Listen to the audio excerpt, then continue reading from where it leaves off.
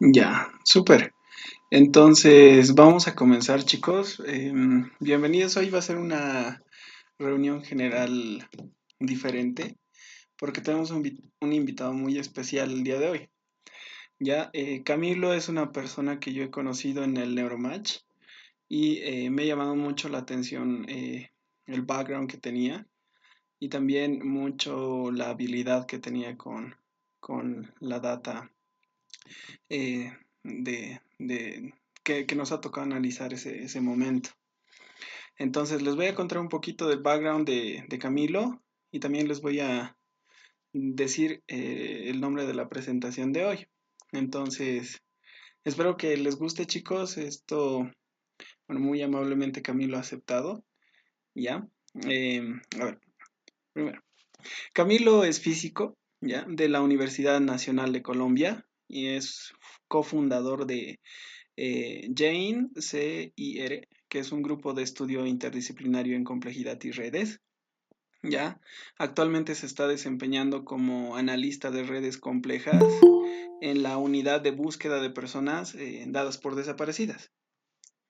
Ya, como investigador, su enfoque está en entender la relación entre las estructuras de interconexión de las redes y las dinámicas globales que emergen de esta estructura de interconexión. ¿Ya? Sus investigaciones, vamos a ir admitiendo, sus investigaciones en neurociencia están marcadas por este enfoque, ¿ya? Entonces, em, bueno, como les había dicho en un principio, Camilo es físico, ¿ya? Y recientemente se ha centrado en el papel de los loops o circuitos de retroalimentación en las redes complejas. Van a ver lo que hace Camilo es muy interesante y muy impresionante. Espero que les sirva de inspiración para que ustedes también y nosotros podamos desarrollar mucho más esta parte. ¿Ya? El resumen, la charla va a tratar, ¿ya? Del reconocimiento de las características y de alguno de los métodos para estudiar sistemas complejos, ¿ya? Como el cerebro, como nosotros lo estudiamos. Abordará una metodología para estudiar el cerebro, ¿ya? Camilo, denme un ratito, voy a ir admitiendo. Camilo va a abordar una metodología para estudiar el cerebro desde esta óptica, ya desde una óptica de complejidad. Y se abordará así el problema de la estructura y la función desde la perspectiva de las redes complejas, ¿ya? Y bueno, finalmente se van a mencionar algunas aplicaciones de estas metodologías, entonces estén atentos a eso, ¿ya? Para mapear la organización cerebral macroscópica similar a la estimulación cerebral, ¿ya? Como en medicina en neurociencia personalizada, simulación de lesiones y más, ¿ya? Entonces, espero que esto les sirva de inspiración, como les digo, para los futuros proyectos que vamos a ir desarrollando. Entonces, dada esa presentación, Camilo, te doy la palabra y muchísimas gracias de nuevo por aceptar la invitación. Listo, muchísimas gracias por la presentación, Joel. Hola, espero que todos se encuentren muy bien. Voy a pues compartir pantalla, me avisan cuando la vean y me escuchan bien. Sí, sí, se te escucha bien. Igual, chicos, al final de la presentación, si quieren, pueden hacer preguntas o en el chat. Entonces, bueno, pregunten y aprovechen a Camilo. Eso, ya se puede ver, Camilo, por si acaso tu pantalla. Listo, dale. Súper. Sí, yo creo que podemos como parar en ciertos momentos para hacer preguntas y que no de pronto no queden todas para el final, que a veces Ah, a ya, uno ya. se le olvida bien que iba a preguntar. Entonces, sí, ahí vamos parando. Vayan haciendo sus preguntas. Bueno, entonces, pues sí, la charla será más de la estructura de la función, perspectivas de redes complejas en el cerebro humano. Y lo que yo les voy a mostrar es como, sí, como una gran línea de investigación en neurociencia computacional que intenta modelar la dinámica del cerebro o el comportamiento del cerebro como un todo. Y pues ya vamos a ver cómo es eso. Entonces, para empezar, pues hablemos de qué es un sistema complejo, porque este es como el marco general que nos va a ubicar las metodologías y las técnicas y la perspectiva con la cual se va a abordar el cerebro pues desde esta perspectiva. Entonces, ¿qué es y qué implica que un sistema sea complejo? Entonces resulta que la palabra, la frase, bueno, el nombre más bien, sistemas complejos, que está compuesto de dos palabras, tiene la palabra sistemas que hace referencia a esta teoría general de los sistemas, que pues fue propuesta por Ludwig von Bertalanffy basándose pues en muchas otras personas y pues en general intenta crear un marco de estudio que descubra principios que sean aplicables a los sistemas en cualquier nivel y en todos los campos de la investigación, o sea, buscaba hacer como una perspectiva muy abstracta, ¿no? Y por otra parte está o sea, este adjetivo de complejos. Entonces resulta que complejo, a mí me gusta mucho verlo desde esta perspectiva, desde su raíz etimológica, porque complejo viene de complexé, que surgió en el siglo XIV en la lengua francesa a partir del latín complexus, que se utilizaba con los significados de enrollar los cabellos, rizar, trenzar, entrelazar, tejer, enlazar, abrazar y contener una cosa dentro de otra. Sí, entonces como que complejo refiere a esto, a que está entrelazado, entretejido, y pues ese entretejido forma, pues sí puede formar como, por ejemplo, ropa, ¿no? A pesar de que los hilos sean todos iguales, dependiendo cómo tú los entretejes, vas a poder hacer que lo que se teja sea una cosa u otra. Entonces, dicho eso, o sea, ¿qué pasa cuando tenemos sistemas complejos? Sistemas que tienen estas características tal que son sistemas entrelazados, entretejidos, es decir, que sus partes están como en interdependencia o que están como constriñéndose unas a las otras. Pues resulta que en este tipo de sistemas, o sea, lo primero que pasa es de que, dado que todo está interconectado, uno se ve obligado como a considerar a muchas partes del sistema al mismo tiempo, ¿sí? O sea, sí, digamos, eso lo ejemplifica muy bien la neurociencia. Uno empieza a estudiar el cerebro, por ejemplo, y se empieza a dar cuenta de que no, entonces hay conexiones con pues, el intestino, que también hay conexiones con las otras personas, también con la respiración, con el latido cardíaco, pues con el sistema inmune y también pues depende de la cultura, de la altura, del nivel de oxígeno, ¿sí? Como que se empieza a relacionar todo con todo y eso lo lleva a uno a de que pues en sistemas complejos tienes que hacer el esfuerzo por, en la medida de lo posible, incluir más variables, más partes del sistema. Así acá no hacer algo así como tengo una variable, tengo otra variable, muevo esta otra y veo que cambia, porque es algo que implica muchas partes al mismo tiempo.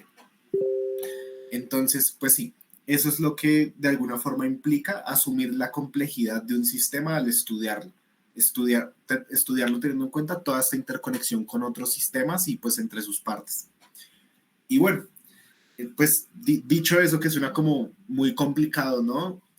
¿Cómo lo modelamos? ¿Cómo lo empezamos a trabajar matemáticamente? ¿O qué estrategias se han abordado para coger toda esa diversidad y multiplicidad de este entretejido y poderlo, pues sí, trabajar en algún lenguaje que pues sea como razonable para nosotros? Entonces, la respuesta a esto, desde este enfoque que yo trabajo, está en hacer esencialmente dos cosas, que es la interconexión de los sistemas dinámicos con la teoría de redes. Entonces, la idea es la siguiente. Tú tienes un sistema y entonces, sí, puede ser un sistema económico, social, biológico, neuronal, y identificas en ese sistema cuáles son las partes o sí, como cómo tú vas a definir una parte del sistema. Más adelante hablaremos más en detalle de eso cuando miremos el cerebro, pero ahora pasaré un poco rápido. El punto es que identificas cuáles son las partes de interés para ti de ese sistema y modelas la dinámica del sistema. Entonces, ¿qué significa modelar la dinámica? Significa construir una regla que me dice cómo evoluciona en el tiempo esa parte. Por ejemplo, si yo tengo acá una masita en la que su altura cambia, describir la dinámica de este sistema sería, por ejemplo, dar una regla que me diga cómo es la altura de la masa en el tiempo más uno, dada la información de la altura de la masa en el tiempo t. Entonces, si yo uso esta ecuación múltiples veces, puedo evolucionar la altura de la masa y ver cómo cambia en el tiempo. Entonces, a eso se refiere uno cuando dice, pues, como caracterizar o describir la dinámica de un sistema o, en este caso, de una parte de un sistema. Entonces, listo, digamos que nosotros ya tenemos eso. Por ejemplo, ya tenemos cómo es la dinámica de un resorte, o en el caso del cerebro, digamos que de manera muy sencilla tenemos la dinámica de una neurona y con sus potenciales de acción, ¿no? Entonces ya tenemos la dinámica de la parte, que hay unas ecuaciones específicas que lo describen. Una vez tenemos eso, lo siguiente que hay que hacer es interconectar esas partes e interconectarlas pues de una forma que tenga sentido, ¿no? En el caso, por ejemplo, de neuronas y potenciales de acción, podríamos pensar pues en los axones y bueno, toda esta cuestión que ya conocemos. Entonces, eso nos da intuitivamente muy fácil, o sea, como que hay una red, ¿no? Y en general ese va a ser el abordaje, como describir cuál es la parte de un sistema y luego describir cómo se están interconectando esas partes del sistema. Ya una vez teniendo estas dos cosas, pues uno puede empezar ya, sí, como a trabajar con esto de sistemas complejos. No sé si alguien quería hacer una pregunta. Que escuché que se prendió el micrófono. Creo que no.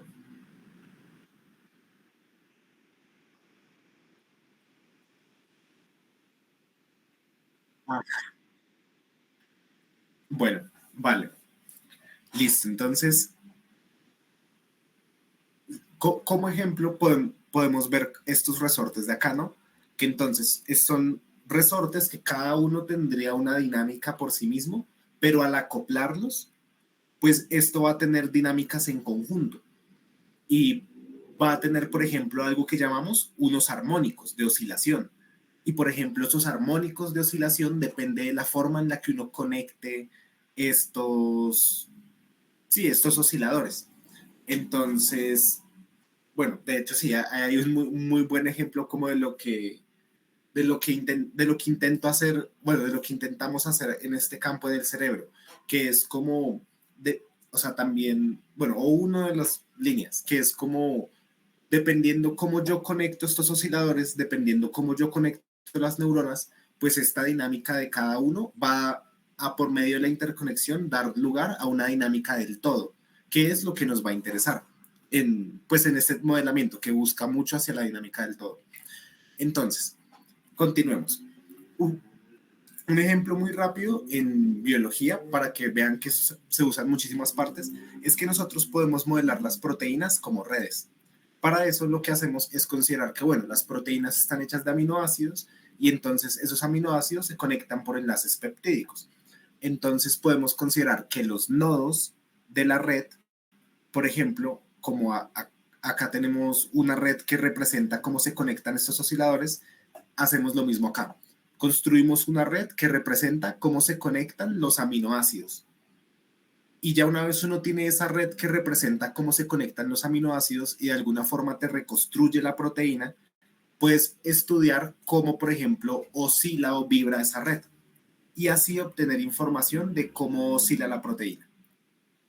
Pero bueno, ahora yo creo que vamos a concentrarnos es en el cerebro humano para empezar a aterrizar toda esta discusión. Listo, entonces, como les decía, para nosotros poder tener o describir desde esta perspectiva de sistemas complejos un sistema, necesitamos conocer cómo es la dinámica de las partes y la forma en la que se conectan. Entonces, la dinámica de las partes nos la da unas ecuaciones y cómo se conectan nos lo da una red, un grafo. Y entonces, pues vamos a ver cómo construimos ese grafo, que va a ser como el objeto de principal discusión de esta charla, la red. Entonces, listo, resulta que las redes, bueno, creo que mejor lo muestro con la imagen de la red. Sí, acá. Las redes están compuestas esencialmente de dos componentes, los nodos y los vínculos. Entonces, si uno quiere construir una red, necesita eso, identificar quiénes son los nodos y quiénes son los vínculos. En este caso se ve que los nodos son las masitas y los vínculos son los resortes. Y de esa forma esta red captura las interacciones de esto. Pues si fuera un sistema neuronal, podríamos pensar que los nodos son las neuronas o regiones cerebrales y los vínculos pueden ser axones o otras cosas que ya discutiremos. Entonces, listo, si queremos modelar el cerebro humano como una red compleja sí, modelar esa red compleja, necesitamos identificar quiénes son los nodos y quiénes son los vínculos. Entonces empecemos a hablar de cómo identificar quiénes son los nodos en una red. Y resulta que, pues, eso es una pregunta muy abstracta, ¿no? O sea, porque lo discutí ahorita. O sea, ¿qué es una parte de un sistema? Esa es una discusión que, pues, se ha hecho mucho en neurociencia, ¿no? Como, ¿qué es una región cerebral? Es la misma pregunta y nos enfrentamos al mismo problema. Entonces, pues, claro, ¿qué es una parte de un sistema? ¿Cómo la defino?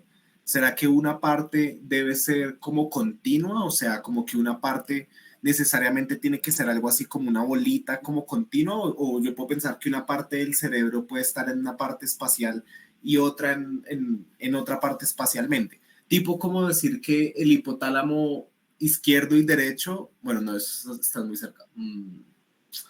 Sí, tipo decir que dos estructuras que estén como lejanas en el cerebro, o sea, lejanas como espacialmente, pero estén interconectadas, uno podría decir, bueno, es la misma parte del sistema porque quizá conforman la misma red, a pesar de que están lejos espacialmente, ¿no? Entonces, ¿qué es una parte? Es pues todo un problema. Y también, ¿qué tamaño tiene una parte? O sea, ¿por qué decir que una parte del cerebro es una región de tantos milímetros o menos milímetros o centímetros? Sí, ¿cómo defines tú el tamaño que tiene una parte? Y pues en general, bueno, ¿qué criterios usas para elegir las partes? Entonces, pues esto es un gran problema, ¿no? Y porque yo podría pensar, bueno, mi parte son las neuronas o mi parte son regiones cerebrales. Y pues resulta que esto, que de hecho pues sí es un problema, podemos decirlo, también es una oportunidad de investigación. ¿Por qué? Porque resulta que cuando nosotros miramos a un sistema y lo miramos con partes más pequeñas o con partes más grandes, estamos viendo sí el mismo sistema, pero con distintas escalas de detalle. Y eso no es trivial. ¿Por qué? Porque, o sea, no es como que tú en la visión más detallada ya puedas ver toda la información y entonces las menos detalladas ya no sirven. No, porque hay cosas que tú ves solo en una partición de 80, 100 regiones y hay cosas que ves solo cuando ya estás en una partición de 1000 regiones, de 5000. ¿Sí? Entonces como que esa escala de detalle nos habilita a poder ver unos patrones u otros. Y esto es interesante porque entonces podemos construir redes que nos capturan como la conectividad del cerebro a distintas escalas de detalle, ¿no? Entonces podría ser una red de 68 nodos, de 68 regiones, o una red de 1000 nodos, de 1000 regiones. Y pues van a capturar distintas cosas. Entonces, esto, como les mencionaba, pues nos habilita estudiar los sistemas a múltiples escalas. Entonces, acá hay un ejemplo como que nosotros podemos coger una proteína, bueno, no, esto es una molecular network, sí, una red molecular. Entonces, sí, modelar como esto, si no estoy mal, es como algo así como un diagrama de procesos biológico con moléculas, pero representado como red. Y esto ocurre en una parte de una célula, la cual se puede modelar como una red. Y a su vez, esa célula se interconecta con otras en forma de red, lo cual forma tejidos que se interconectan con otros en forma de red. Entonces permite como describir esa conectividad a múltiples escalas. El hecho de que haya una ambigüedad entre qué es una parte. Y bueno, esto pues efectivamente ya se ha empezado a estudiar en neurociencia y se han encontrado cosas muy interesantes, ¿no? Al pensar que hay módulos y que adentro de esos módulos hay otros módulos y empezar a mirar como una perspectiva de múltiples escalas. Pero bueno, ya a nivel de modelamiento, como también quiero contarles un poco una parte práctica de cómo podrían ustedes, si tienen un sistema y pueden identificar quiénes son estos nodos y quiénes son estos vínculos para que puedan efectivamente construir su red y, por ejemplo, meterla a un software. Entonces, la idea es la siguiente. Si ustedes quieren definir una red, ¿no? Entonces hablamos que primero hay que definir quiénes son los nodos y quiénes son las partes y listo. Entonces cuando uno ya logra identificar quiénes son los nodos y quiénes son las partes, qué son los nodos, pues sí, lo que uno hace es hacer una tabla, por ejemplo en Excel, que tenga tantas filas y columnas como nodos. Entonces, por ejemplo, en esta red social, si tengo 5 personas, entonces hago una tabla 5 por 5. Listo, ese es el primer paso. Identificas los nodos, entonces haces el tamaño de tu tabla y le asocias a cada fila y columna un nodo. Entonces, por ejemplo, primera fila, primera columna va a ser ella. Segunda fila, segunda columna va a ser él. Tercera fila, tercera columna va a ser él. Cuarta fila, cuarta columna va a ser él. Quinta fila, quinta columna va a ser ella. Listo. Listo, con eso ya tenemos definidos quiénes son los nodos. Entonces lo que hay que hacer es identificarlos y asociarles una fila y columna en una tabla, por ejemplo, de Excel. Y uno le podría asociar en Excel, pues simplemente poniéndole el nombre a esa columna, ¿no? Si fuera un cerebro, pues le podría poner en la columna el nombre de la región cerebral. Listo, entonces lo siguiente es identificar los vínculos en la red. En ese caso, pues también se nos abren un montón de preguntas. ¿Qué puede ser un vínculo? ¿Qué características tienen los vínculos? ¿Qué implica un vínculo? O sea, porque, digamos, en términos sociales, un vínculo hay de amistad, de trabajo, de hermandad, y son vínculos con distintas características. Por ejemplo, el vínculo de hermandad. Si yo soy hermano de mi hermano, él es hermano mío, ¿sí? Entonces es un tipo de vínculo en donde si el vínculo va para allá, también va de allá para acá. Si él es mi hermano, yo soy su hermano. Pero, por ejemplo, los vínculos de amor, de enamoramiento, no necesariamente son así. Yo puedo estar enamorado de alguien, pero esa persona no de mí. Triste. Y entonces, ese sería un vínculo que ya tiene una dirección, por ejemplo. Y también, digamos, los vínculos de amistad. No puede tener amigos, amigos lejanos, amigos muy cercanos. Entonces, son vínculos que también tienen distinta intensidad, ¿no? Entonces, los vínculos son distintos en sus características. Y pues también hay que pensar qué implica un vínculo, ¿no? O sea, digamos, un vínculo en una red económica podría implicar un flujo de dinero o un flujo de producto. Eh, sí, pero un vínculo en una red social podría implicar un flujo de virus, ¿no? De gripa.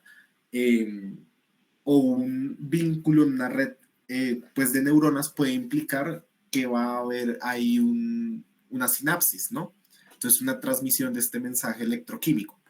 Entonces, sí, como que son tipos de preguntas que nos abordan al pensar en los vínculos y que son fundamentales para poder decidir bien cómo vamos a querer modelar nuestro sistema. ¿Será que con un vínculo con dirección? ¿Será que con un vínculo con peso? ¿De qué forma van a ser mis vínculos y cómo los voy a describir? Y también, pues, el qué implica el vínculo es fundamental porque es lo que me va a permitir interpretar, ¿no? Entonces, veamos en ejemplos, pues, en el cerebro a nivel macroscópico, como les mencionaba esto, cómo se hace. Entonces, a nivel de el estudio del cerebro humano a nivel macroscópico, principalmente hay como dos enfoques. Uno es el enfoque de intentar, no, sí, de modelar como los vínculos, información anatómica del cerebro, información estructural. Entonces, por ejemplo, pues en animales se hace esta técnica de trazado de tractos y se tiene esta información de pues estos tractos que interconectan una región con otra. En humanos con técnicas no invasivas, por ejemplo, con resonancia magnética de difusión, lo que se hace es, pues sí, usar esta resonancia magnética para trazar cómo es este movimiento del agua en el cerebro y resulta que el agua cuando choca con los tractos va en forma paralela al tracto. Entonces se puede, por medio de rastrear el movimiento del agua, uno inferir más o menos por dónde van los tractos. Entonces, de hecho, estas imágenes que uno ve muy bonitas salen de esa técnica. Entonces, sí, uno, por ejemplo, con los datos del proyecto Conectoma Humano puede sacar esas resonancias magnéticas de difusión y hacer el algoritmo de tractografía y extraer esa información. Y pues ya tener esos tractos que conectan una región con otra. Entonces, ahí lo que el enfoque usual es decir, bueno, el vínculo va a ser sin dirección porque esta información del agua no nos da la dirección del tracto, pero pues sí nos dice nos permite inferir cuántos tractos son, entonces uno hace un vínculo entre dos regiones cerebrales tan fuerte como tractos haya. Entonces, sí, si hay 5.000 tractos, entonces existe un vínculo de peso 5.000. Tiene 300 tractos, vínculo de peso 300. Y así. Listo. Entonces, ese es el enfoque estructural, desde el cual podríamos tener una red en la cual estudiamos aspectos de la estructura del cerebro y cómo se conectan atómicamente. Pero otro enfoque es el enfoque funcional, que es a partir de señales pues, que nos hablen sobre la actividad del cerebro, como electroencefalograma, NIRS, resonancia magnética funcional, etcétera. Entonces, lo que uno hace es pues, obtener esta información de la dinámica del cerebro y empezar a sacar, por ejemplo, correlaciones entre la actividad de distintas regiones cerebrales. Y entonces, ahí el enfoque que se hace es, bueno, defino los nodos como regiones cerebrales, que lo puedo hacer con una parcelación, ¿no? Por ejemplo, pensar en Brodmann, parcelación de Brodmann, listo, esos son mis nodos, las parcelas de Brodmann. Y el vínculo se toma como, por ejemplo, la correlación lineal entre las señales de esas dos regiones cerebrales. Entonces, pues sí, por ejemplo, si tú tienes, digamos, en EEG, tienes unas mediciones con EEG, entonces tienes señales que provienen de distintas posiciones del cerebro, aunque pues se cruzan ahí con otras, pero bueno, tienes distintos señales de electrodos que están ubicados en distintas partes del cerebro. Y cada electrodo te da una señal. Entonces tú podrías sacar las correlaciones entre esas señales de distintos electrodos y definir eso como una red en la que tus nodos son los electrodos y los vínculos son las correlaciones entre electrodos. Acá en resonancia funcional sería, pues, claro, los nodos son regiones cerebrales y los vínculos serían las correlaciones entre estas señales Volt de distintas regiones cerebrales. Entonces, bueno, digamos que nosotros ya nos tomamos alguna decisión, digamos, tractos nerviosos, o mejor correlaciones, sí, digamos correlaciones. Entonces ya nosotros sacamos esa información de las correlaciones entre la región cerebral 1 y la región cerebral 2, y etcétera. ¿Cómo metemos esa información en la tabla para tener la red?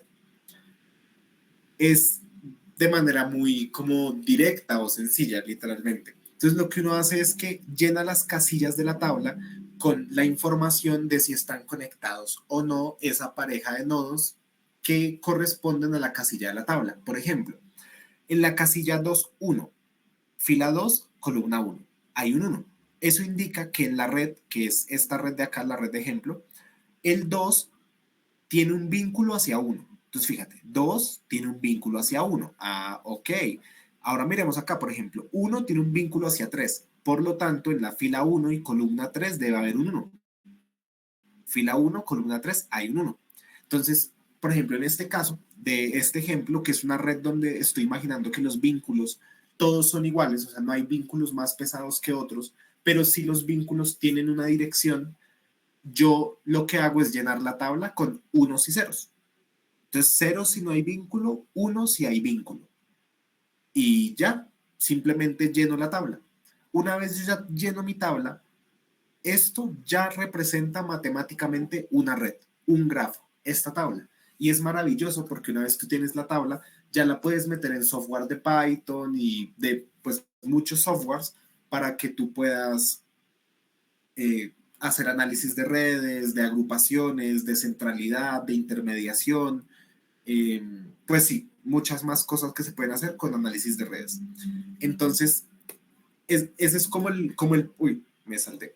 Ese es como el primer paso, o sea, llegar hasta esta red, porque una vez llega uno a esta tabla, ya la tabla describe su red y ya con esto uno matemáticamente puede hacer maravillas.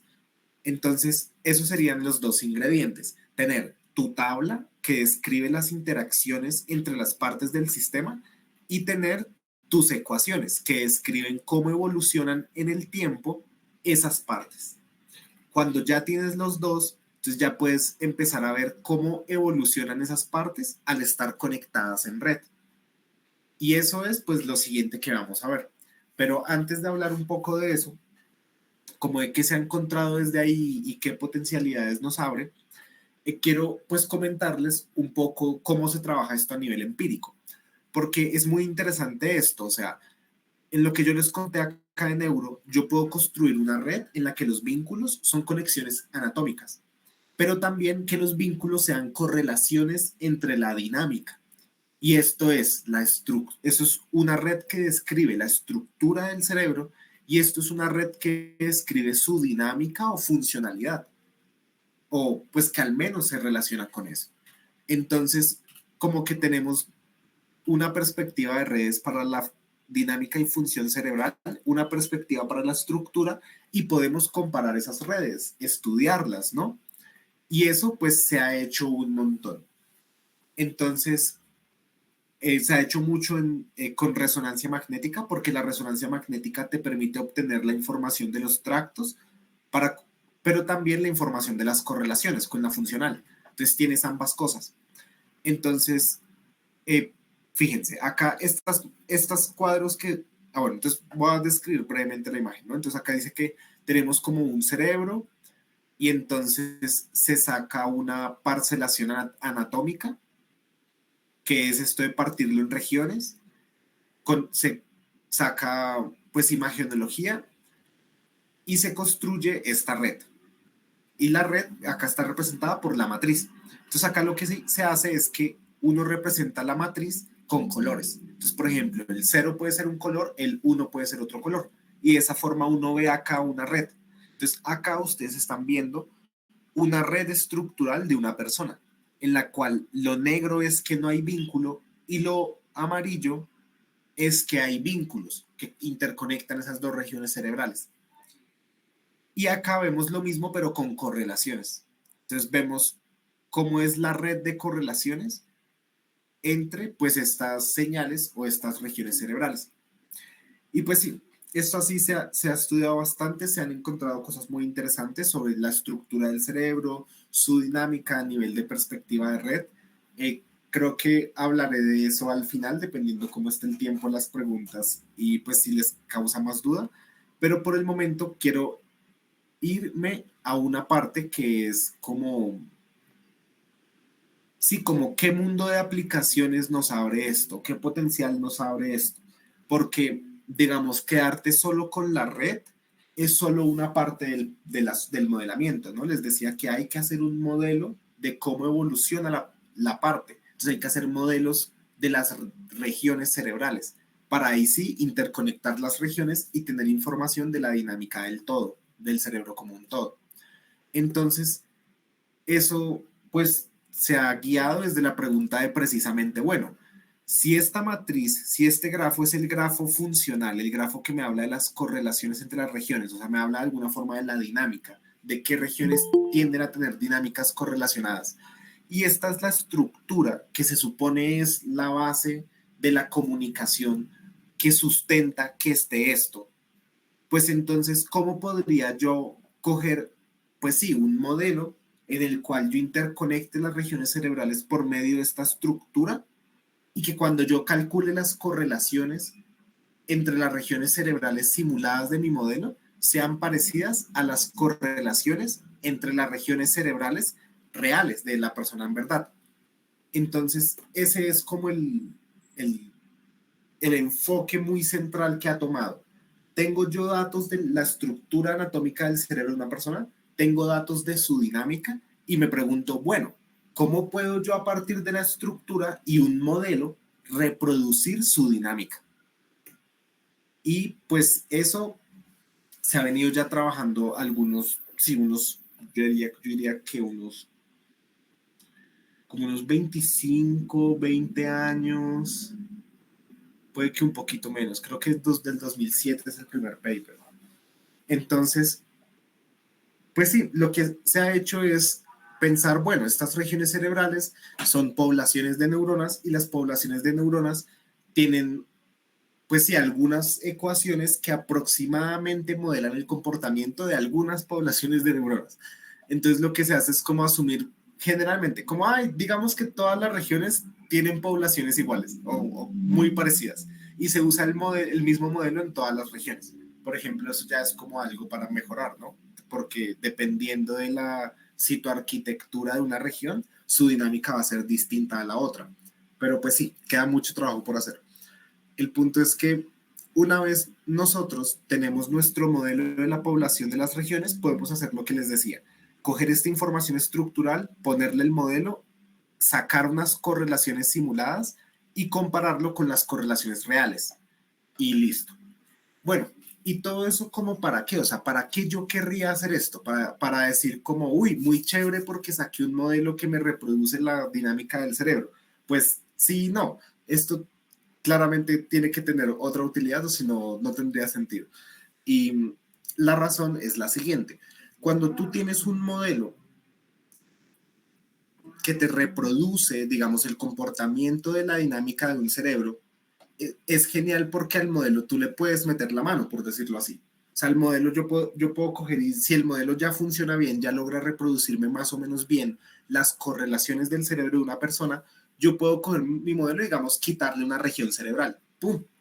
Y volver a correr el modelo y ver cómo al quitar esa región cerebral se afectó la predicción de mi modelo. Y digamos, por ejemplo, yo así podría ver sí, como qué regiones cerebrales, el quitarlas o el que estén lesionadas va a ser más impactante sobre el sistema. Porque yo puedo, digamos, sobre mi modelo, empezar a quitar una región, luego quitar otra y correr la simulación muchas veces. Y ver en qué simulación la dinámica del cerebro pues era como peor o más alejada de la realidad. Y esa forma de decir, de pronto estas regiones son importantes porque son las que más depende del sistema para poder mantener esa dinámica, que es como la dinámica que vemos en realidad en una persona sana. Y digamos que esta es la principal puerta que nos abre, la puerta de poder empezar a modelar y hacernos preguntas ya sobre el cerebro para poder empezar. Sí, bueno, pues si ya nos hacíamos preguntas sobre el cerebro antes, más bien lo que nos permite es, pues sí, hacer ciertas preguntas que antes quizás no era tan fácil hacer, ¿no? O sea, como, bueno, pues qué región cerebral impacta más que sea lesionada, pues habría que esperar a que alguien se lesionara en ciertas condiciones y tal. En cambio, con esto, un modelo nos puede ya dar como una primera predicción que nos da ya una pista de entrada. Y pues la mayoría de aplicaciones que les voy a mostrar tiene que ver con esto. Entonces, algo también en particular, que es una pregunta que está ahí detrás y que es muy interesante, es que cómo influye la estructura, es decir, esta conectividad anatómica, que es la que constriñe las interacciones entre las partes del cerebro, cómo esa estructura de conectividad afecta la dinámica del cerebro como un todo. O sea, por ejemplo, resulta que si yo miro la red anatómica de dos personas, su red anatómica es distinta. ¿Y qué pasa si yo les corro el mismo modelo a ambos cerebros, a ambas estructuras anatómicas, pero pues ambas son distintas, pero el modelo es el mismo? ¿Será que el comportamiento es el mismo? Pues resulta que no, porque el comportamiento del todo depende de cómo se conecta. Y si anatómicamente son distintos, pues la dinámica del todo también es distinta. Entonces, pues eso nos permite empezar a acercarnos a esta pregunta, ¿no? O sea, ¿cómo el hecho de que los cerebros estén interconectados distintos va a hacer que su dinámica o su comportamiento como un todo sea distinto? O, por ejemplo, pues como la distinta interconectividad de los cerebros de los mamíferos, pues va a hacer que la dinámica de esos cerebros sea distinta. De ahí se ha estudiado mucho la cuestión de conectómica comparada, es como el nombre que, que es, con el que se encuentran esos estudios. Pero bueno, entonces, acá la pregunta clave sería, ¿cómo se relaciona esta dinámica informacional con el comportamiento, ¿no? O sea, yo creo que sí, definitivamente, pues sí, muy bonito todo esto, muy chévere todo esto, pero ¿cómo se relaciona con el comportamiento? ¿Y qué se ha encontrado al respecto? Entonces pasaré por todo esto un poco rápidamente. Eh, Resulta que cuando, o sea, digamos, el modelamiento se hace de la estructura a la función, a la dinámica, ¿no? Como que uno intenta desde esta información de la estructura y la anatomía del cerebro predecir su dinámica. pero resulta que desde un nivel, sí, como evolutivo, la otra pregunta tiene mucho sentido, ¿no? O sea, ¿cómo se adecua la estructura para una función que se necesita? Porque entonces, pues claro, o sea, estos sistemas nerviosos surgen en un contexto evolutivo, donde estos organismos tienen unas presiones evolutivas, por ejemplo, por moverse, por percibir, por procesar información, por hacer ciertas cosas. Y entonces eso moldea las estructura y propiedades de estas redes y lo moldea de una forma que tiene mucho sentido. Entonces vamos a verlo. Eh, Primero, pues voy a hablar muy como generalmente de requisitos funcionales del cerebro, ¿no? Entonces la supervivencia. Y esto implica realizar múltiples tareas al mismo tiempo, ¿no? Entonces tienes que regular tu ritmo cardíaco al mismo tiempo que estás percibiendo, al mismo tiempo que te estás moviendo, al mismo tiempo que pues de hecho estás percibiendo por varios sentidos. Entonces tienes que hacer múltiples tareas al mismo tiempo. Pero además esas múltiples tareas no pueden ser independientes, tienen que estar integradas. O sea, hay cosas independientes, pero también todo eso se debe integrar. También debe estar esta capacidad de anticipar sucesos, ¿no? Es, por ejemplo, muy fundamental en muchos organismos, sino en todos, dependiendo de pues, qué teoría uno esté pensando. Y bueno, el aprendizaje, ¿no? Entonces resulta que estos requisitos funcionales imponen requisitos a la dinámica del cerebro, o sea, digamos, imagínense que el cerebro fuera así súper rígido y solo pudiera hacer lo mismo, el mismo comportamiento. Ah, pues no podría hacer múltiples tareas al mismo tiempo, ¿no? Porque tiene que ser ese sistema dinámico para poder hacer tareas dinámicas, como, pues sí. Entonces, resulta que cuando, o sea, bueno, resulta que para poder hacer también múltiples tareas al mismo tiempo, entonces distintas regiones del cerebro deben poder tener cierta independencia en su dinámica, ¿no? Si todos están acoplados con todos y si una región se activa, todos se activan, pues entonces es difícil hacer tareas en paralelo, ¿no? En cambio, pues si hay independencia entre la dinámica de esas regiones, es posible hacer esas tareas en paralelo. También, bueno, a nivel dinámico debe haber una coherencia global, ¿no? Como me lo imagino también como tipo un concierto, donde distintas partes se sincronizan y tocan ciertas cosas, pero también tocan cosas distintas. Pero a su vez hay algo que los orquesta a todos y genera una coherencia global entre esa diversidad. También, ¿qué pasa? Que a nivel dinámico, o sea, si el cerebro necesita de alguna forma, por ejemplo, anticipar sucesos o almacenar información, precisamente el almacenar información tiene que ver con, de alguna forma, poder ser capaz de reproducir o almacenar patrones de lo que hay en el mundo externo, ¿sí? O sea, como que patrones de eso externo de alguna forma se capturen en patrones de lo interno, que ese tipo pues de investigaciones, hay investigaciones que han mostrado que ese tipo de idea tiene mucho sentido, porque uno puede encontrar correlaciones entre la dinámica interna de neuronas y pues la dinámica externa de lo que se está percibiendo. Listo, entonces bueno, pues también que la dinámica del cerebro puede modificar su estructura, ¿no? Que es, pues, por ejemplo, el aprendizaje. Esto también, pues, nos pone unos requisitos sobre la anatomía, porque no cualquier anatomía va a ser capaz de esto. O sea, imagínense que todas las regiones estuvieran conectadas entre sí anatómicamente iguales. Pues, difícil que haya independencia, porque lo que les decía, si se prendería una, entonces se prenden todas porque todas están conectadas. Pero entonces, bueno, dependiendo cómo estén conectadas, ¿no? Enlaces excitatorios, inhibitorios, pero imaginémonos que estoy hablando solo de enlaces excitatorios.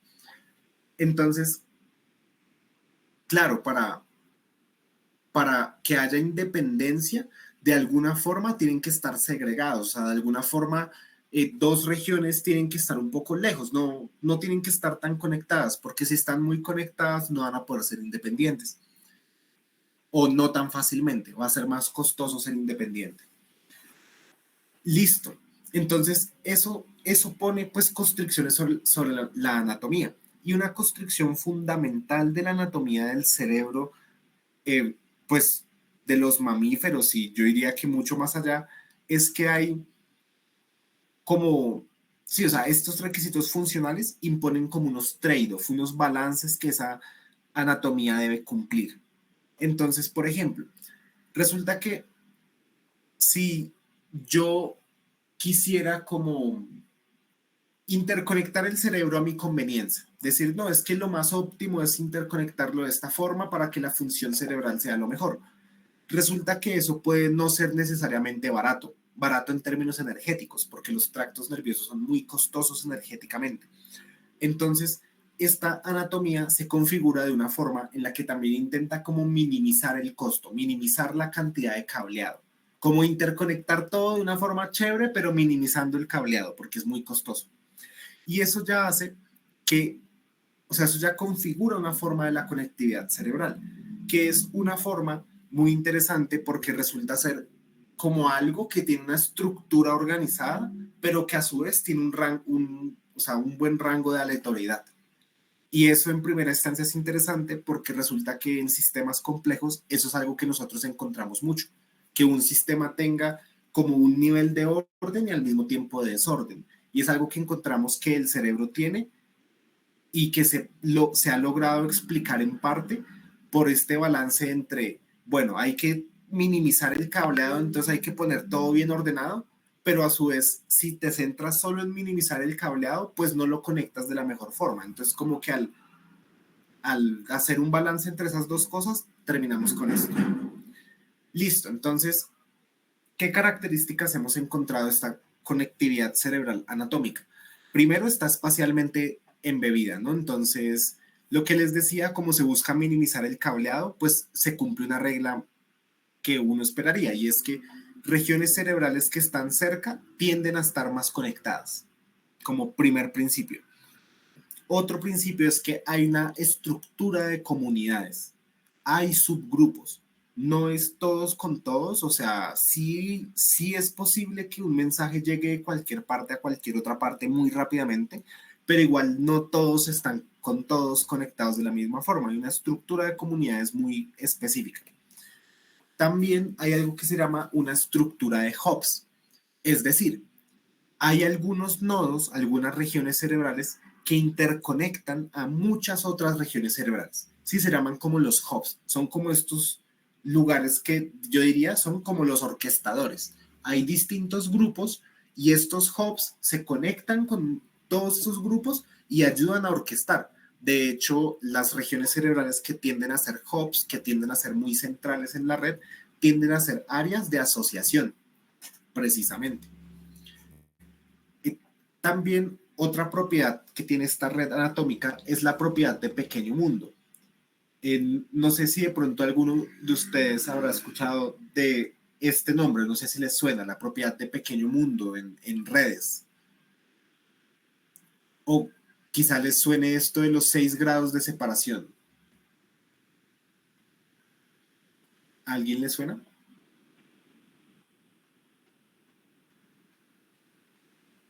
Armando dice que sí.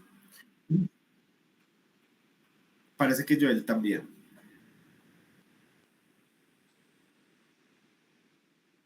Oh, listo, ok.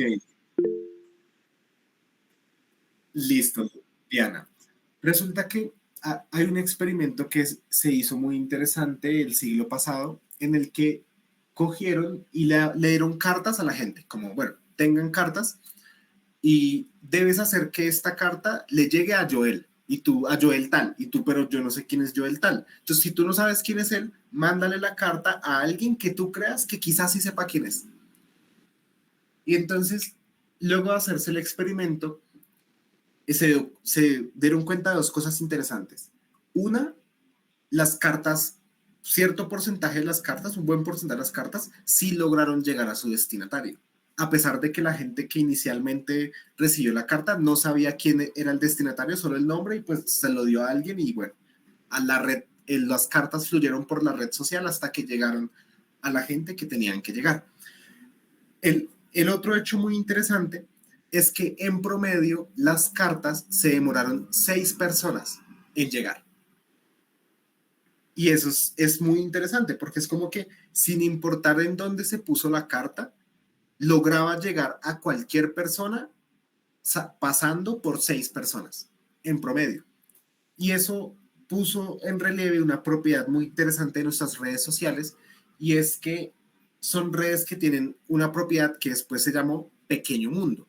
Es decir, a pesar de que la red sea muy grande y tenga estructuras de comunidades distanciadas, tú puedes llegar en pocos pasos a cualquier otra parte de la red. Sí, entonces, yo qué sé, conozco a Joel, Joel conoce a otra persona que conoce a un diplomático que conoce al presidente de Estados Unidos. Entonces me doy cuenta que yo estoy a 4 personas del presidente de Estados Unidos, quizá a 3, ¿sí? Y eso pasa con las redes sociales. Entonces resulta que esa propiedad también la cumple el cerebro, y de eso se ha hablado mucho. El cerebro cumple una propiedad de pequeño mundo que se relaciona con la comunicación eficiente. Y pues sí, es como esto de que sin importar que dos regiones cerebrales estén lejos y desconectadas, existe un camino a 2 pasos, 3 pasos que lleva a la otra región o a la otra neurona. Entonces, pues sí, a eso se refiere como lo de los 6 grados de separación, pues que encontraron que eran 6 personas en promedio, y pues todo esto para hablar de la propiedad de pequeño mundo, que es como uno de estos principios de organización cerebral, tener este tipo de propiedad. Uno lo ve pues en general en mamíferos, en C. elegans, pues la mosca de la fruta, como que en todas partes los sistemas nerviosos tienden a tener esta propiedad de pequeño mundo. Y bueno, todo esto aún está en investigación, y pues la multidimensionalidad de la conectividad todavía no ha podido ser satisfactoriamente descrita por la ciencia de redes. O sea, o sea, hay problemas por todo lado, ¿no? O sea, por una parte, medir esto ya es dudoso. Decir que exactamente esos son los tractos que son, dudoso. Y los modelos, pues, quién sabe bien cómo es un modelo, una región cerebral, ¿no? O sea, seguro hay buenos modelos, pero también dudosos, seguro hay trabajo por hacer. Y, y aparte de todo eso, pues bueno, la calidad de las mediciones, hay mucho trabajo por hacer. Pero aparte de todo eso, incluso cuando tú ya tienes la red, todavía hace falta avanzar en la teoría para estudiar las redes. Eso todavía no es algo acabado y todavía falta mucho por hacer ahí. De hecho, pues yo me estoy dedicando en buena medida a mi investigación, a avanzar medidas de ciencia de redes y a estudiar ciencia de redes para describir la conectividad. Pero bueno, ¿qué puertas nos abre todo esto? Entonces, pues en primera instancia, construir un marco claro para el entendimiento del procesamiento distribuido del cerebro. Dejar de pensar en nociones en la cual un proceso cognitivo ocurre en una región cerebral, y pues pasar a nociones más realistas en donde los procesos cognitivos son más bien coordinados por la actividad en red de múltiples regiones, que es algo mucho más realista. Entonces, eso es algo muy importante. ¿Por qué incorporar las redes en nuestros análisis, ¿no? Para poder pasar de esta narrativa a esta otra a nivel técnico.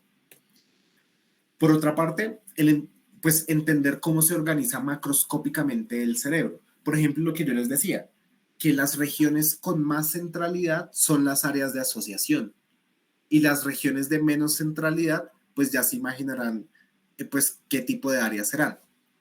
Entonces, bueno, se ha avanzado en eso de describir cómo es esta organización macroscópica del cerebro. Esto es como un tema de unos gradientes y una reducción de dimensionalidad que es un poco enredado y me enredo un poco cuando lo explico, entonces prefiero como avanzar. Listo. Otra cosa que se ha hecho muy interesante es que si tú tienes un modelo de la dinámica del cerebro, pues tú al modelo le puedes meter un forzamiento. O sea, por ejemplo, si yo hago un modelo de la actividad eléctrica del cerebro, entonces yo podría coger a mi modelo y simular que yo le pongo un estimulador transcraneal magnético. Y entonces simular cuál sería el efecto de poner un estimulador con ciertos parámetros en cierta región cerebral, ver cómo eso afecta a la dinámica del todo. Ver, por ejemplo, si yo afecto una región cerebral, seguro el efecto que hago con ese estimulador transcraneal se propaga a las otras regiones cerebrales. Entonces, pues uno puede hacer ese tipo de estudios a nivel de simulación. Y es súper, súper interesante, es también bastante nuevo, pero se está utilizando mucho para simular cosas de epilepsia y para apoyar en la diagnosticación de epilepsia. Pero ya ahorita más adelante tengo otra diapositiva de eso. Listo, también esto pues nos permite profundizar en esta cuestión de hacer medicina en neurociencia personalizada, ¿no? Porque entonces de repente pues te hago una resonancia y obtengo tu red estructural anatómica personalizada tuya. Y entonces eso que, sí, o sea, yo hago un modelo sobre eso y el modelo que hago es de tu cerebro y es un modelo personalizado que sí, se va a parecer a los resultados de otros modelos porque tenemos estructuras de conectividad que se parecen en cierta medida, en mucha medida no se parecen. Eh, entonces, pues tenemos aportes a medicina en neurociencia personalizada. De hecho, yo en mi trabajo de pregrado, una de las cosas que intentamos explorar fue esta correlación entre resultados de pruebas cognitivas y propiedades de conectividad del cerebro. Y uno encontraba, por ejemplo, pues fue un estudio así de caso, entonces cogimos varios casos particulares que tenían ciertos como comportamientos extremos, pero lo interesante que comprobamos fue que las personas que tenían resultados en las pruebas de personalidad, eso fue súper interesante. O sea, la verdad, yo esperaba que hubiera más correlación con lo psicométrico, pero hubo más correlación con la personalidad, con pruebas de personalidad. O sea, no sé, yo me esperaba otra cosa. El punto es que las personas que respondían de forma muy rara en la prueba de personalidad, o sea, también su red cerebral era rara. Sí, o sea, era muy curioso. Yo me acuerdo mucho de una persona que había puesto al mínimo, como, no, que tenía mucho neuroticismo y muy poca extraversión. O sea, como que en todo había puesto que no le gustaba salir, que no le gustaba la gente, o sea, todo así, pues sí, una persona curiosa, se salía pues, de los datos, era un dato atípico. Y su estructura de conectividad también era un dato atípico. Entonces era como, ok, sí hay una relación, pues curioso que haya salido con la personalidad, pero bueno. Otra cosa es la conectómica comparada. Entonces, bueno, estudiemos cómo ha evolucionado esa forma de conectividad. O, por ejemplo, cómo esa conectividad se relaciona con requisitos funcionales, con condiciones ecológicas. Por ejemplo, eh, yo qué sé, ¿será que estar en el mar y estar en tierra genera una diferencia significativa en la conectividad? Tipo que al estar en mar algo tenga que cambiar de la conectividad, no lo sé, pero es como un ejemplo de tipos de preguntas que uno podría hacer de relacionar la conectividad con lo ecológico. Eh, hay un review de este tema que se llama Comparative Connectomics. Bueno, también lo que les decía, simulación de ataques epilépticos. Resulta que pues hay ataques epilépticos, o pues sí, los ataques epilépticos en general empiezan localmente, ¿no? Como que hay una región, una zona que está afectada y empieza a tener una actividad anormal que generalmente se asocia con un desbalance entre la inhibición y la excitación en esas regiones. Entonces, tenemos que hay una región que tiene una actividad anormal, ¿no? Digamos, puede ser una actividad muy fuerte, sincronizada, ta, ta, ta, ta, ta, ta, ta. Las personas que pues tienen epilepsia sienten ciertos síntomas cuando empieza a ocurrir esto. Pero resulta que eso no necesariamente implica que la persona le vaya a dar un ataque epiléptico de esos en los que empieza como, pues sí, que pierde la conciencia y caen al suelo y bueno, eso pasa más es cuando como, es si esta actividad, ¿cuál es la palabra? Sí, esta actividad anormal se propaga a las otras regiones del cerebro. Cuando eso pasa es que da ese ataque epiléptico así fuerte. Entonces resulta que eso pues es una pregunta por la propagación, ¿no? O sea, tenemos un daño en una parte que se está propagando y haciendo que el sistema como un todo falle.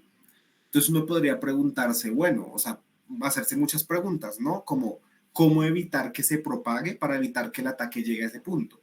Y pues desde otra forma también puede ser bueno, no, más bien, sí, es que sí, más a nivel de modelamiento, uno lo puede explorar también como que yo puedo empezar a darle actividad anormal a distintas regiones del cerebro y ver cómo se propagan y empezar a estudiar eso de cómo se propaga esa actividad anormal para entender más respecto a la epilepsia y a los ataques epilépticos. Esto, por ejemplo, se está empezando a usar en diagnóstico, pues es algo como muy nuevo que está haciendo un neurocientífico que se llama Víctor Girsa, y lo que él hace es que a veces es muy difícil como identificar bien cuál es esa región que está afectada, ¿sí? Identificarla específicamente. Entonces, resulta que si yo tengo una persona que le da un ataque epiléptico y yo puedo medir eso, entonces yo puedo preguntarme, bueno, ¿qué región tengo que afectarle a mi modelo para que me reproduzca el ataque de la persona? Y así intentar inferir, bueno, al lesionar qué regiones, el ataque fue más parecido, el ataque simulado al ataque real fue más parecido, y entonces si fue más parecido, es posible que esas sean las regiones afectadas y ayudar por medio del modelamiento a esta inferencia de la región. Aunque claro, eso ya es algo muy sofisticado, o sea, lo hará Víctor Girsa porque el man es un duro y tiene todo, tendrá todo un equipo y todo, pero bueno, se los cuento, como que abre pues muchas posibilidades. Y pues por último, lo que les contaba de las lesiones. Yo puedo tener un cerebro, ponerle un modelo, predecir las correlaciones entre las regiones cerebrales, luego quitarle una región, quitar una región o quitar unos vínculos, unos tractos, ponerle el modelo y volver a reproducir las correlaciones y ver cómo cambian las correlaciones del cerebro lesionado versus el cerebro sano. Y así inferir qué lesiones son más impactantes. Estas gráficas de acá particularmente son de un proyecto que yo hice con unos compañeros. Y bueno, creo que acá dice muchas gracias, pero igual tengo otras dos diapositivas, no, pero creo que no. Esta diapositiva, sí, la mencioné rápidamente, creo que puede ser interesante y es un ejemplo de medidas de red, de que cuando yo te doy una red, ¿qué tipo de cosas puedes estudiar? Entonces, que la densidad de los vínculos, que el pequeño mundo, que la eficiencia de comunicación global, que la eficiencia de comunicación local, que la transitividad, que la agrupación, etcétera, etcétera, etcétera. Listo.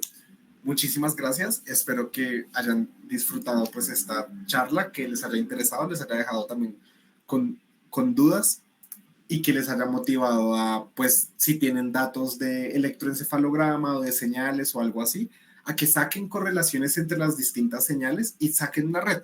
Ahí seguro encuentran algo. Entonces, pues sí, no sé si quieren hacerme preguntas, comentarios y bueno, cuéntenme.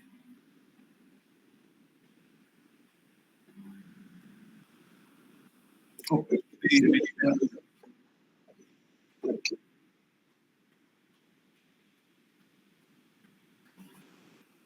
Creo que no, creo que fui yo.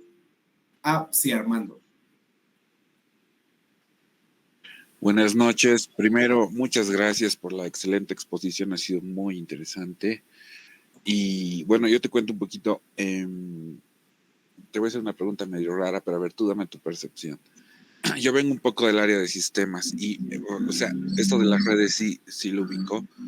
¿Tú te atreverías a decir que, o sea, cuando estamos hablando de los procesos cerebrales que se replican, te podríamos ponerlo, digamos, en un ejemplo práctico? Es como cuando nosotros todos los días accedemos a nuestras cuentas de Gmail y vamos a un servidor, pero sabemos que esos servidores están replicados y tienen granjas, ¿no? Las granjas son conjuntos de servidores que procesan lo que se llaman servidores espejo, que son exactamente iguales, ¿no? Que tienen la información de tu cuenta, tu password, todo. ¿Cuál es la idea de esto? De que si se cae uno, se levanta el otro, pero eso pasa así súper rápido y nadie lo percibe, ¿no? Esa es la idea.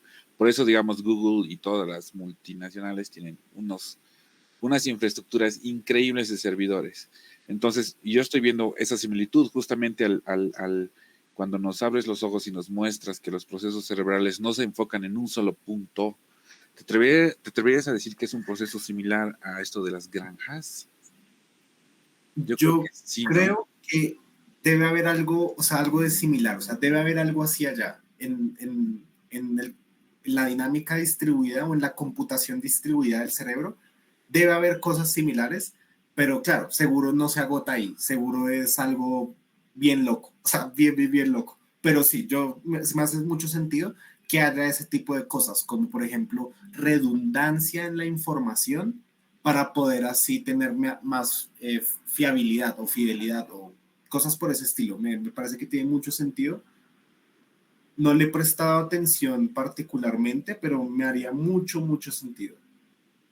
Sí, no es cierto, yo lo veo muy similar. Como te digo, viniendo del otro lado y viéndolo así, prácticamente es eso, es como ver una granja de servidores. Y otra cosa igual, con el mismo enfoque.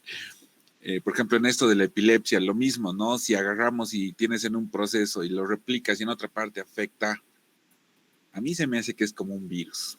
¿Qué tal? Epa, epa, exactamente. O sea, es muy como análogo a eso. De hecho, investigaciones parecidas se hacen, pues claro, con otros modelos, pero estudiando redes de propagación de virus, por ejemplo. Entonces, sí, hay esa noción de la propagación de algo que afecta negativamente, sí, exacto. Es también aplicable a otros fenómenos. Correcto, porque digamos en la dinámica de los virus es lo primero que se hace en cuando programas un virus es dos cosas. Uno, buscar vulnerabilidades. Dos, autorreplicación. Claro. Entonces, me suena, ¿no? Totalmente, totalmente. Quería saber tu opinión. Y sí, creo que va, ¿no es cierto? Sí, sí, totalmente. Totalmente. Listo. Qué loco, nunca había pensado eso, pero gracias. Vale, sí. Se me acaba de ocurrir gracias a tu explicación, la verdad. Epa, genial. Sí, y bueno, no sé si tendrán más preguntas, comentarios o pedirme de pronto que les dé literatura de algún tema. Pues sí, no sé, cuéntenme. Y sí, sí,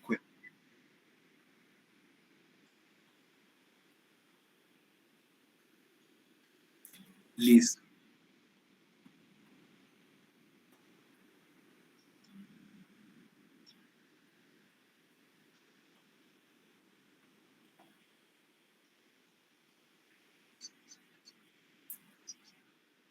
listo, claro que sí. Entonces, yo uso generalmente Python. Y ahí en Python está esta librería de NetworkX, que pueden usarla para hacer análisis de redes. También para análisis de redes, muy de visualización de una red, se usa mucho este software que se llama Gephi. Es como lo más estándar. Por ejemplo, a Gephi le puedes cargar el Excel de la matriz como yo se las describí. Para hacer neuroimagen, o sea, por ejemplo, que sí, procesar estas señales de resonancia magnética funcional, calcular las correlaciones, sacar las redes. Hay una que se llama Nylearn, que es también muy útil. Eh, yo les puedo compartir también, es como mi GitHub, y acá en mi GitHub yo tengo varios proyectos y acá está explicado varias cosas.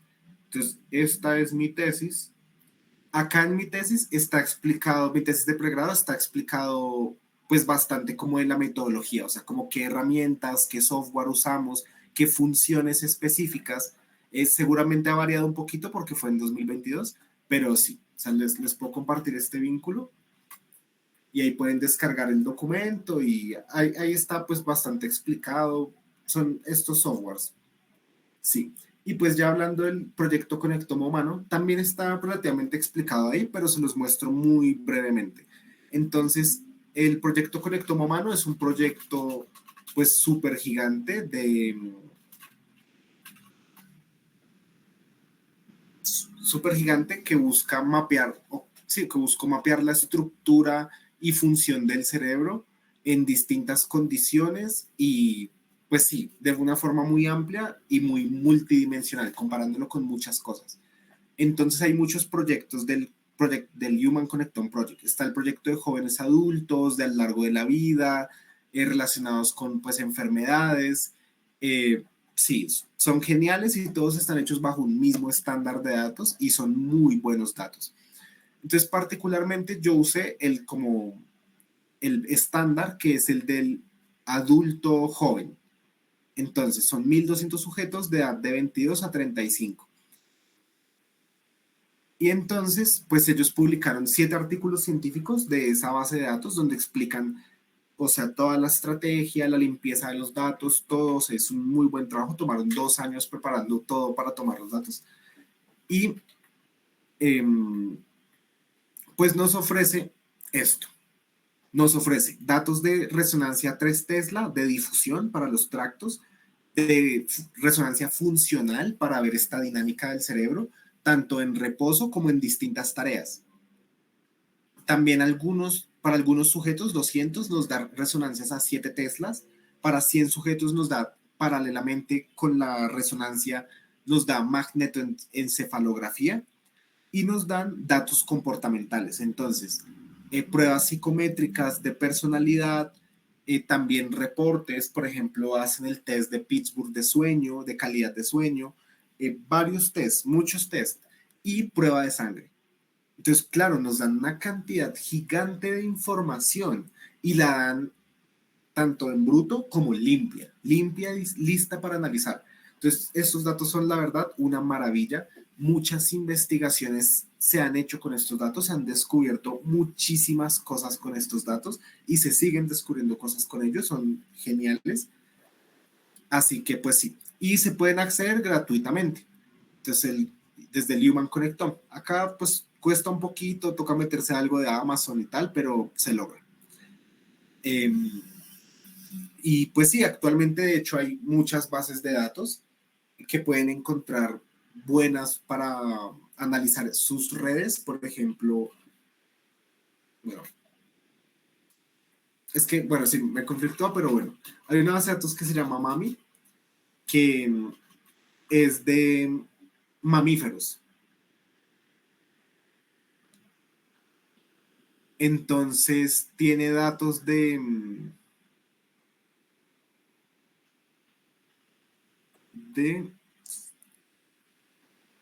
o si aparece por acá, como que lo cambiaron. Sí, tiene datos de las matrices de los cerebros anatómicos de como 100 especies de mamíferos distintas. Entonces esto es maravilloso y están limpios, organizados, listo para que uno empiece a analizar las redes y compare cosas. Entonces, por ejemplo, súper chévere, armadillo, o sea, capibara. Bueno, entonces, sí, esto sería como el Human Connectome Project, la verdad. Y pues tiene muy buena documentación. Eso. Y Nylem, y en general las librerías de Python, manejan los formatos que salen del Human Connectome Project. Entonces ahí se puede hacer una muy buena integración. Aunque también hay software sin programar, ¿no? Sé que hay varias herramientas en las cuales uno puede cargar los datos de la resonancia y le automáticamente sacan los tractos y las redes y de ahí uno después las puede pasar a Gephi y bueno, cosas así.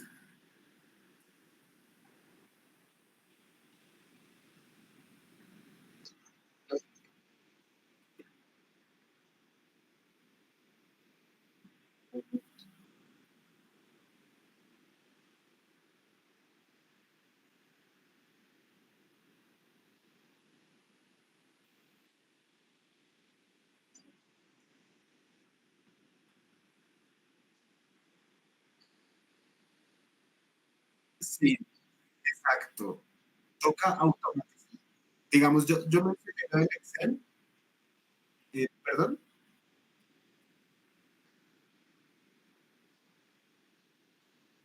Sí, sí.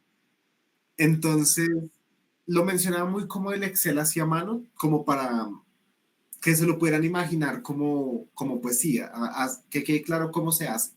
Pero si uno solo haría algo así como para una red pequeña o una red social, y eso, en general, pues toca programado. Entonces, ¿cómo se hace? Pues o sea, sí, es que sí es todo un reto de programación, más que todo a nivel de la resonancia anatómica. O sea, la anatómica, hacer la tractografía y todo eso es un dolor, es realmente bastante difícil. De hecho, yo hice mi tesis en compañía con alguien, lo hicimos dos, y él fue el que hizo esa parte y eso fue mucho, mucho, mucho trabajo. O sea, le tocó centrarse casi que solo a hacer eso porque era mucho, mucho trabajo.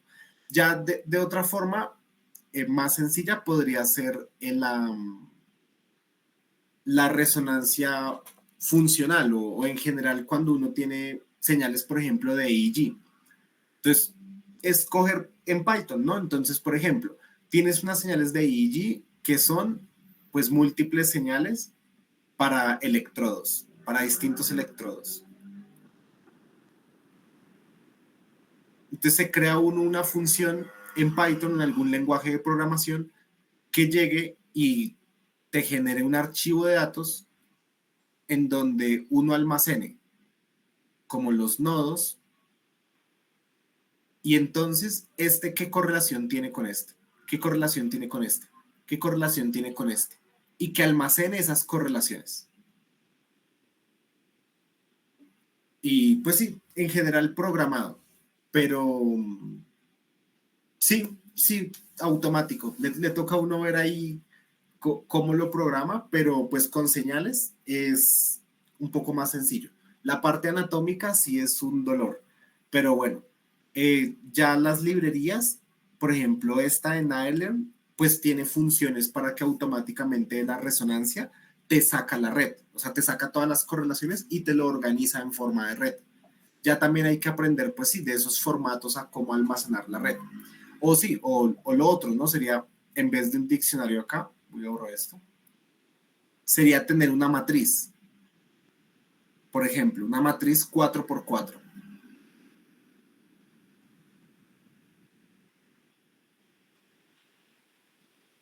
Y entonces, coger y va, primera señal, correlación entre la primera señal y la segunda señal.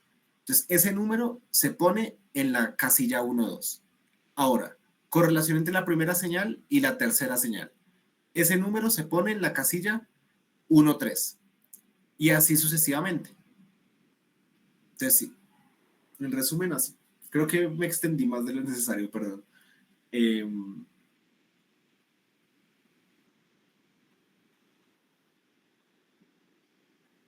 listo.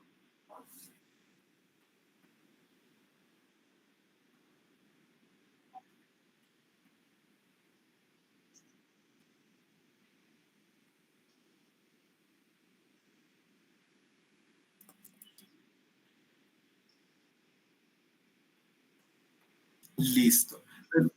Yo cojo modelos que ya existen, o sea, crear un modelo es posible, no, o sea, como que uno puede crearlo, el problema es más bien como que sea un buen modelo, ¿no? Y validarlo y todo eso. Entonces, pues sí, en general, yo he usado los modelos que hayan creado y usado otras personas, particularmente, pues sí, hay modelos muy buenos con un fundamento biológico y matemático muy poderoso. Por ejemplo, un modelo que va en esa dirección y al mismo tiempo es simplificado es este modelo de Cowan-Wilson, que modela poblaciones de neuronas excitatorias, inhibitorias y bueno, va y los interconecta en red después. Entonces, sí, yo cojo modelos de otras personas. En la literatura uno encuentra mucho, como Wall Brain Modeling. Mira, Wall Brain Network Models. Empiezan a salir de una vez. Y yo me he basado mucho, por ejemplo, en este autor, que es Gustavo Deco, que es alguien que hizo como un doctorado en psicología y en física. Y creo que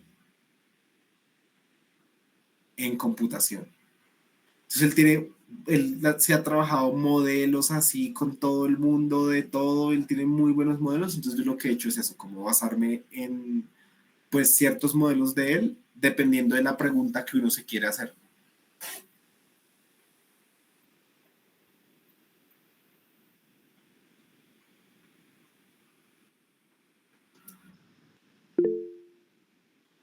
Vale, un gusto. Yo tengo una pregunta y es que, ¿cómo haces las simulaciones? O sea, tomas un modelo como tal y empiezas a hacer las simulaciones. Por ejemplo, explicabas de la epilepsia que dabas números aleatorios. Bueno, no eran números aleatorios, sino números así. ¿Y cómo empieza a ser uno que está queriendo iniciar en ese tipo de simulaciones bajo redes neuronales o ese tipo de cosas? ¿Cómo lo iniciaría? ¿O por dónde empiezo? Ok, claro, claro. Yo diría que la base sería como aprender a, o sea, vuelvo a las diapos.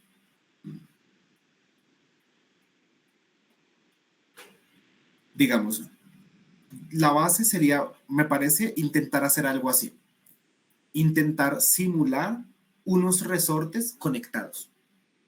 Si uno ya puede como hacer eso, o sea, como simular la dinámica de resortes interconectados, ya uno tiene como las bases o el principio para poder simular un cerebro. O sea, literalmente solo tienes que cambiar la forma en la que se conectan, o sea, la red, y tienes que cambiar las ecuaciones, pero como que el código de programación es literalmente el mismo. Entonces, yo diría que en un punto muy base podría ser esto. Y entonces, ¿qué sería? Sería aprender a simular ecuaciones diferenciales. Sí, yo diría que ese sería como el mejor enfoque como para empezar. Y puede Y ser, estos son sistemas, perdón, son sistemas caóticos, por ejemplo, un péndulo doble, por así decirlo. sí, exacto. Uno empieza a ver todo este tipo de comportamiento caótico en estos sistemas. Exacto, porque los interconectas en red y empiezan a pasar cosas muy, sí, como diversas. Aunque también uno empieza también a ver algo interesante y pues es que en general el caos ocurre es como en ciertas regiones de parámetros del sistema. O sea, como que el sistema no siempre es caótico, pero en ciertas condiciones sí es caótico. Y eso uno lo empieza a ver acá. Por ejemplo, en redes de osciladores, uno lo empieza a ver porque hay puntos del comportamiento del sistema donde si tú le das un pequeño empujón, llega todo y se sincroniza. Entonces, como que uno puede ver ese comportamiento caótico, que un pequeño cambio hace que todo el sistema cambie. Y tiene que ver también mucho con la red. Entonces tengo que darme mis condiciones contorno y a partir de ahí empezar a simular redes básicas, luego más complejas y así daríamos una idea de que estamos modelando, como tú dijiste, el cerebro. Exacto, sí. Digamos, la pregunta que haces también de las condiciones de contorno, esas condiciones iniciales, es una pregunta difícil. O sea, es todo un reto uno cómo lo aborda, ¿no? Porque uno puede pensar, bueno, ¿qué tanto mi simulación depende de esas condiciones iniciales, ¿no? Claro, es todo un reto. En general lo que se hace es, sí, como partir de números aleatorios y correr varias simulaciones. Pero pues sí, es todo un reto. ¿Y hay un software en específico que haga este tipo de simulaciones de manera más rápida o directamente ya en Python podríamos iniciar? Sí, muy buena pregunta. De hecho, en Python hay una librería muy buena que se llama Neurolib. De hecho, con Neurolib lo sacas súper rápido. O sea, Neurolib es muy poderosa y muy óptima. O sea, esta gente de Neurolib se dio garra. Mira, hasta acá tienen la imagencita. Entonces, tú le metes la matriz al Python y ahí ellos ya tienen incorporados modelos. De hecho, el Cowan Wilson que les mencioné ya está incorporado ahí. Y ellos automáticamente en 2, 3 líneas de código te permiten correr el modelo de la simulación y empezar a pues ver algunos resultados como los ratios de disparo predichos, la señal volt predicha, etcétera. Esta librería es increíble. Yo pues tristemente salió después de que yo ya había decidido el tema de mi tesis y todo y el método, entonces nunca la pude usar y después me he dedicado un poco como a otras cosas, entonces sí, pero esta es genial, súper recomendada, Neurolip. Ok, gracias, ha sido muy enriquecedora tus palabras. Vale, Juan Bernardo, un gusto, qué bueno. Listo. No sé si alguien tendrá alguna otra pregunta, comentario, duda.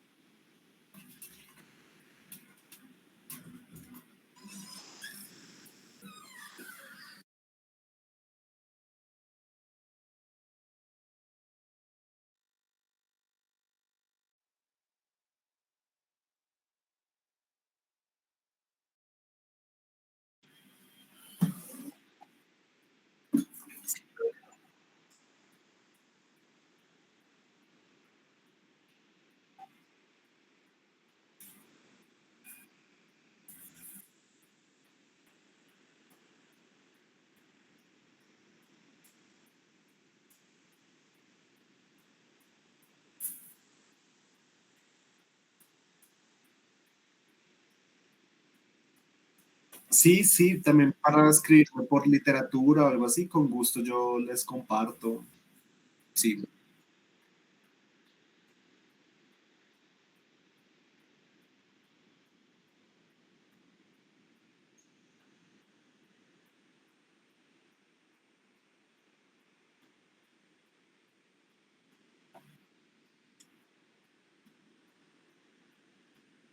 listo. Pues voy a mostrar de pronto un par que igual como yo vengo, pues me ingresé desde la física, entonces puede que los libros que sea mejor usar sean distintos, ¿no? O sea, probablemente los que yo leía no eran tan profundos en neuro y más como si una parte matemática y bueno, cosas así. Pero creo que sí se me ocurren como un par. Eh, a ver, ¿dónde es que yo tenía esto?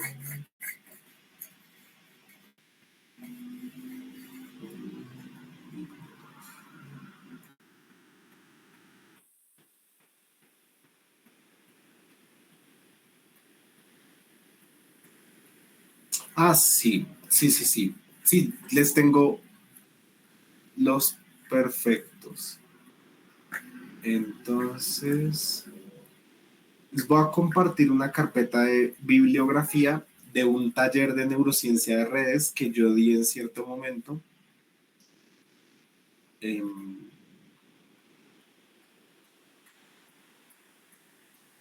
y es una carpeta de bibliografía. Acá está. Entonces, ahí se las comparto. Y pues tiene tres carpetas. Artículos neurociencia de redes, que solo hay dos.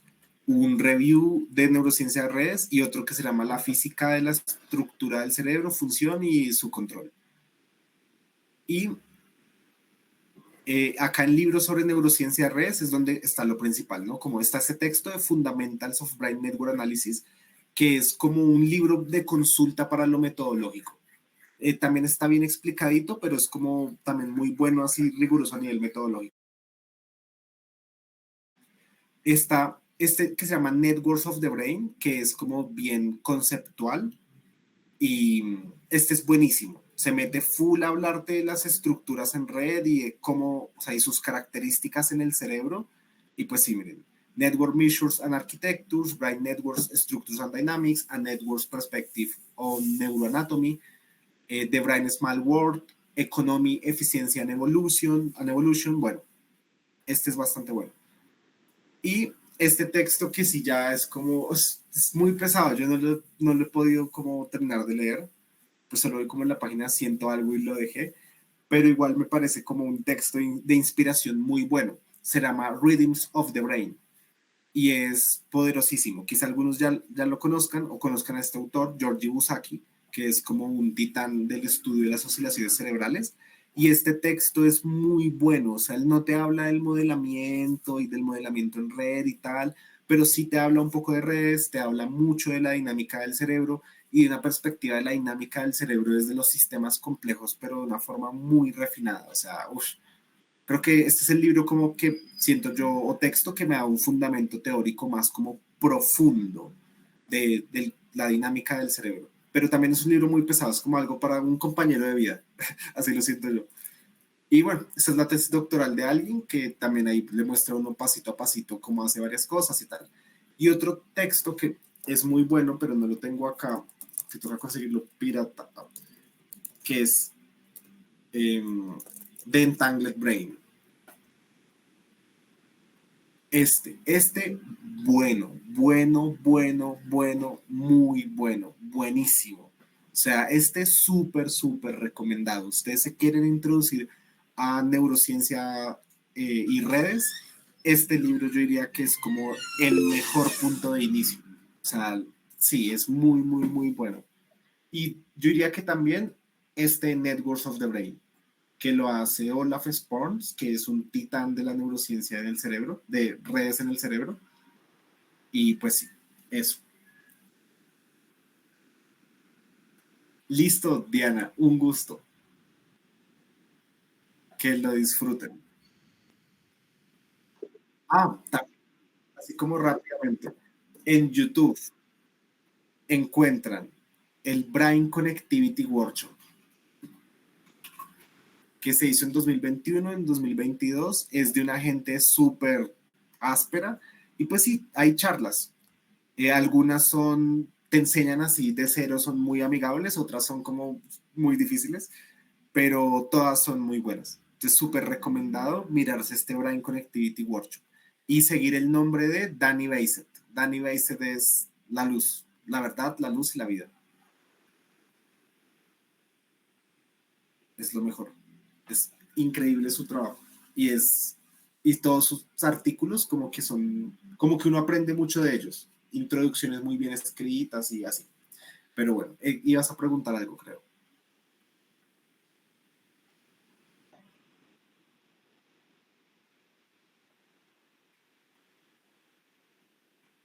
Listo, un gusto.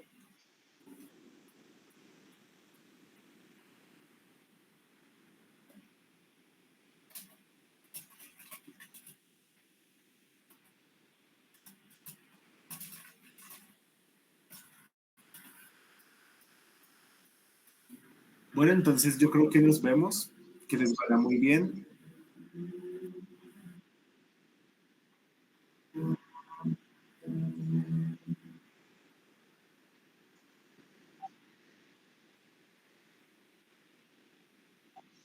Sí, así. Epa, por ahí, está muy bien.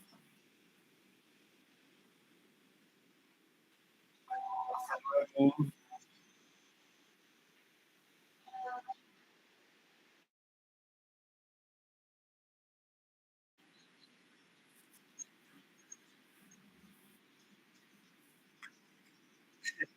qué bueno, hasta luego. Muchas Chao. gracias, Camilo. Un gustazo, un placer. Gracias. Igualmente, hasta luego. Gracias, Camila, muy buena expo. Muchas gracias.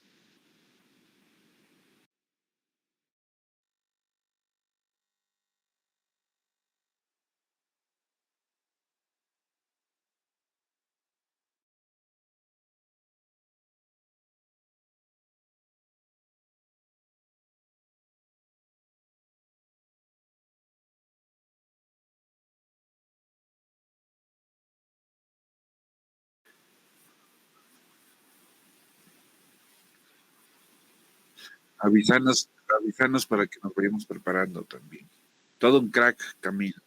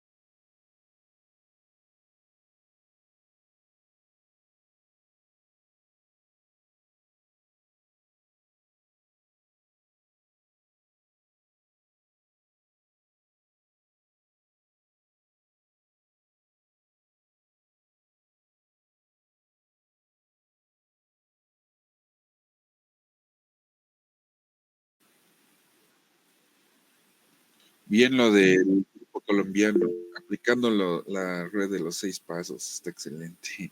Otra cosa, dime que has grabado la reunión por toda la reunión. Excelente, viejo, muy bien. Bien,